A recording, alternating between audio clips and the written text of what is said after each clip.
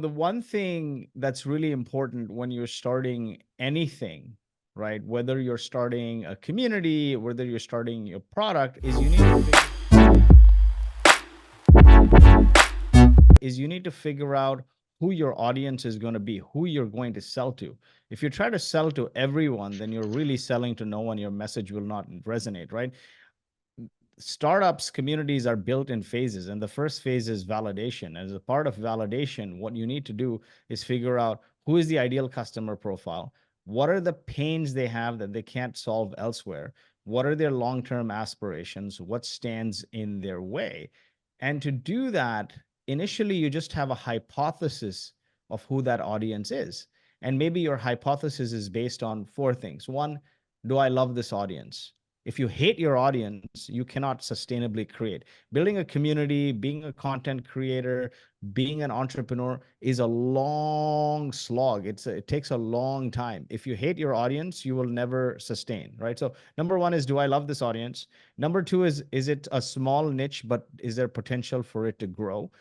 It's very important to niche down in the early days, because in the early days, you want to just make it perfect for 5, 10 people and get very focused feedback. If you try to sell to everyone, then it's going to be very convoluted and it's going to stress you out. The third thing is there a propensity to pay? If you eventually sell this community something, do they have the money to pay you, or is it affordable, kind of thing, right? So, and then the last one is their ease of access. Can you access this audience? It doesn't matter if you love the audience and it's small but growing, it's going to be massive. But if you cannot access this audience and they'll never pay you, then you'll never build a community that you'll make money from, or you'll never build something long term sustaining. So that's really important. Now, once you have this hypothesis on your ideal customer profile, right? For example, we created the Traction community. Traction is a community for entrepreneurs to learn how to grow their business. We started this way back many years ago, like 2012 or so. And we didn't just create a community for all business people. We could have, because it was just too broad. We said we'll go after tech business, but we didn't create the community for all tech businesses. We created it for startups. And when we started, it wasn't for all startups. It was just for startups in Calgary and Vancouver. So very niche focused. And so those communities, those people in those regions had very, very, very unique challenges that we could solve for through our meetups and through our content. So that is number one, is figure out your ideal customer profile. How do you know you have validation? Meaning, the more people you talk to, let's say you build a list of 100, 200 people, and don't tell me you can't build a list, because there's LinkedIn, there's your phone book, there is your email contact. So create a list of 100 people that you can access through your network, and start reaching out to them and see if your message resonates, right? What validation is, the outcome of validation is your message is resonating, right? That's what you want. You have the ideal customer profile nailed. And the goal is, maybe you can get 5, 10 people to pay you to try it out, kind of thing, right? So maybe you host a community event and 5, 10 people come out to the event, kind of thing. That's what we did, right? We hosted our first event and 10 people showed up. We weren't discouraged, because we did these meetups every week, every week, every week. Like every week, more and more people showed up. And like before the end of the year, 200 people came, and then it evolved into the Traction conference, like the co-working space we were hosting the free meetup at. Um, they were like, listen, you can't host such big events here. This is now a conference. You hijack all the aisles and everything. So get out and get your own space and do it, but not, you can only host like small meetups here, kind of thing. Yeah. And that was so funny, because we never stopped. Every week we do these 10, 20% meetups, and one day 200 people showed up, and that evolved into Traction. And we've had like CEOs of Atlassian and Uber and Twilio and all these big name companies come.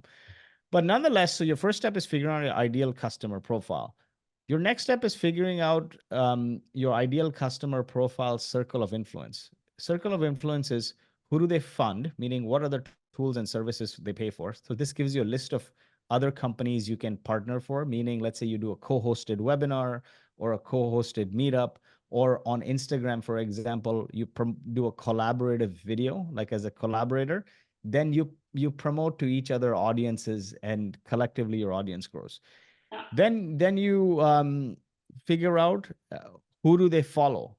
The list of people they follow are the influencers in the space, right? Maybe they follow a certain VC or entrepreneur.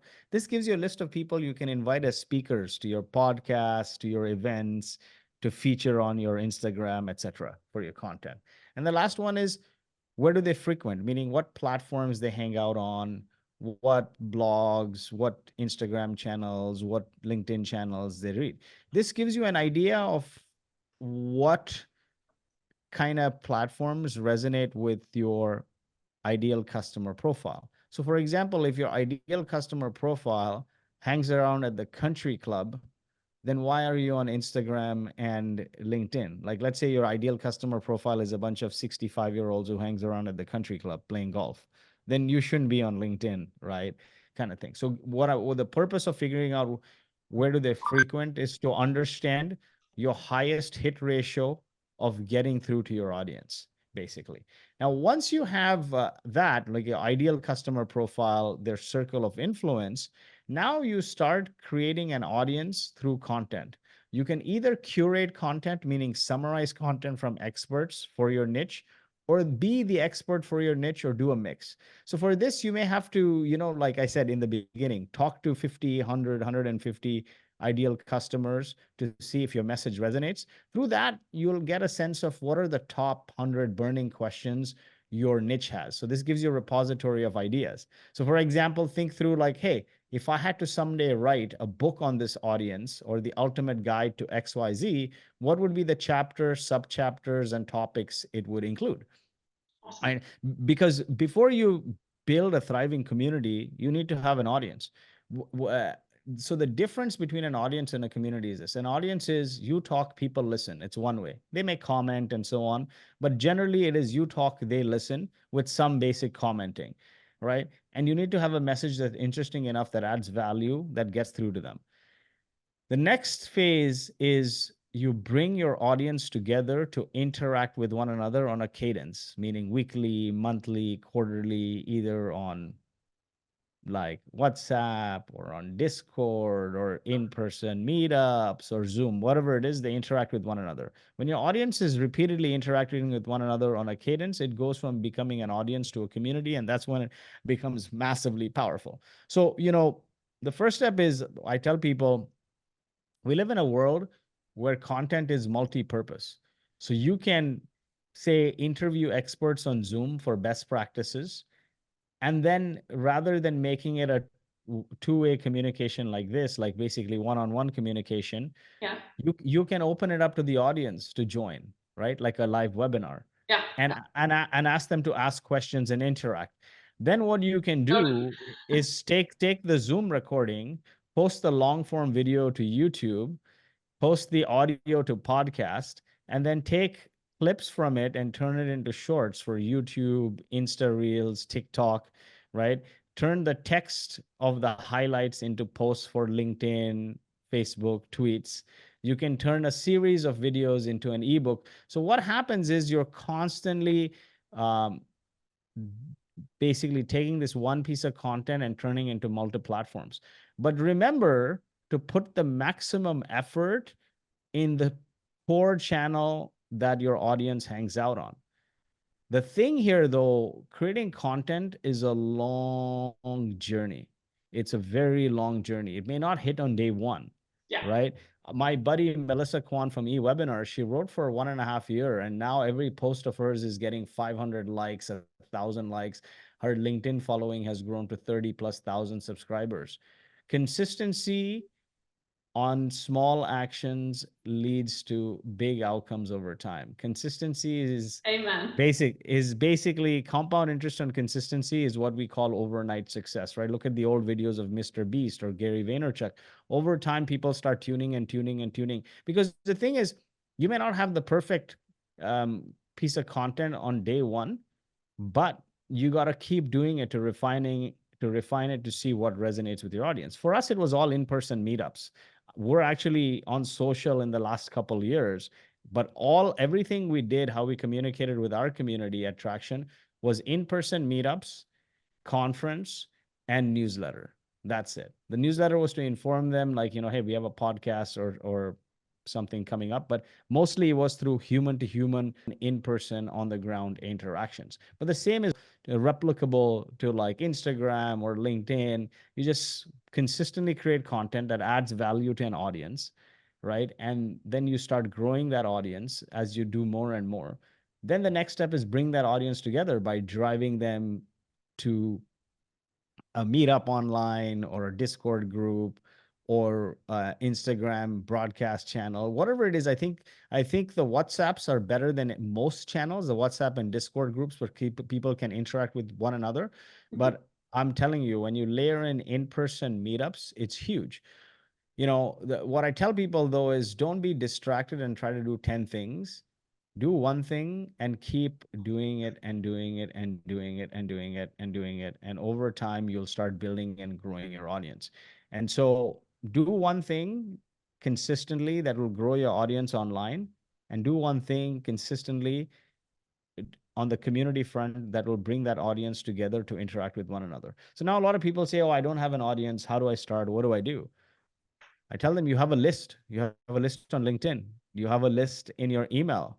You can scrape lists of people. Like there's infinite number of tools like Zoom Info and Apollo where you can put your ideal customer profile and figure out who they are. When I'm not saying spam them, but cold reach out to them and say, hey, I have launched XYZ, adding ABC value. If this resonates with you, I'd love for you to join. And you can make it free access for a few things, right? And see if they show up.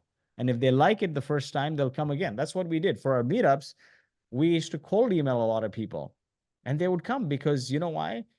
When you have a speaker, like remember I said, figure out their circle of influence. Who do they follow? Who do they fund? Who do they frequent? When you have somebody speaking from their circle of influence, meaning somebody they follow, then the name will resonate. Oh, they're inviting XYZ speaker. I love that Right. speaker. I follow that content. I'm just going to go and check it out. And when they come, you get the social proof of the speaker. And then they come, they meet other great people like them. And all of a sudden now they've started to build a relationship with your brand. Now take the next step and organize the next one and the next one and the next one, whether it's online or whether it's in person or whether it's on Instagram. And the more they see that, you get the social proof of the speaker, right? And they engage with your brand because they're getting valuable content through you. And then it becomes sort of like a domino effect over time, and you grow your audience and your community.